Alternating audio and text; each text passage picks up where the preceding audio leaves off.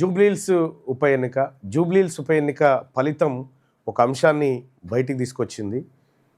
బీసీలు ఎవరినైనా ఓడించగలరు అనేటువంటి సంకేతం బయటకు వచ్చింది.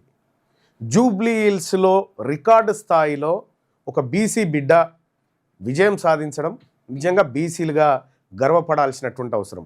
ఎప్పుడని చెప్తే గెలుపు గుర్రాలకి అంటారు. మీ గెలుపు గుర్రాల పని చేసేది వాళ్ళే.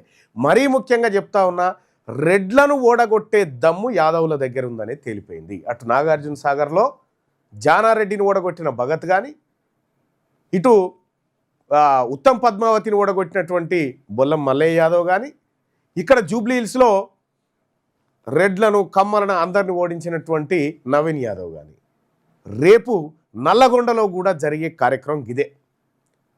ఇక మీ రాజకీయ పతనం ఆరంభమైపోయింది. ఇన్ని రోజులు అవకాశాలు లేక వీళ్ళకి ఇస్తే గెలవరనే ఓ నెపం, వీళ్ళేదో గెలిచి కట్టలు కట్టినట్టుగా చిత్తుగా డిపాజిట్ రాకుండా ఓడిపోయాడు ఓ రెడ్డి.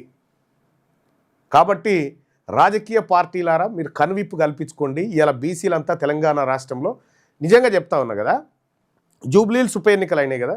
ఇప్పుడు జూబ్లీహిల్స్ ఉప ఎన్నికల పరిధిలోనే ఇప్పుడు ఆంధ్రజ్యోతి ఎండి వేమూరు రాధాకృష్ణ ఉన్నాడు. వేమూరు రాధాకృష్ణ తన ఓటు ఖమ్మామెకి వేసిండా లేకపోతే కాంగ్రెస్ వాళ్ళకి వేసిండా? ఖమ్మామెకే వేస్తాడు ఆయన ఓటు. ఇప్పుడు ఆ దీపక్ రెడ్డికి పడ్డ ఓట్లు కూడా రెడ్డోళ్ళ ఓట్లే. నికార్స్గా బీసీలై మైనారిటీల ఓట్లతో గెలిచినటువంటి బిడ్డ నవీన్ యాదవ్. అక్కడ క్లియర్గా ఏ వర్గం వాళ్ళు ఆ వర్గానికి ఓటేసుకున్నతోటి లెక్క తేలిపోయింది. రేపొద్దున తెలంగాణ రాష్ట్రంలో జరిగేటువంటి రాజకీయ లెక్కలు కూడా గివే, ఇంతకు మిక్కిలు ఏముండయి.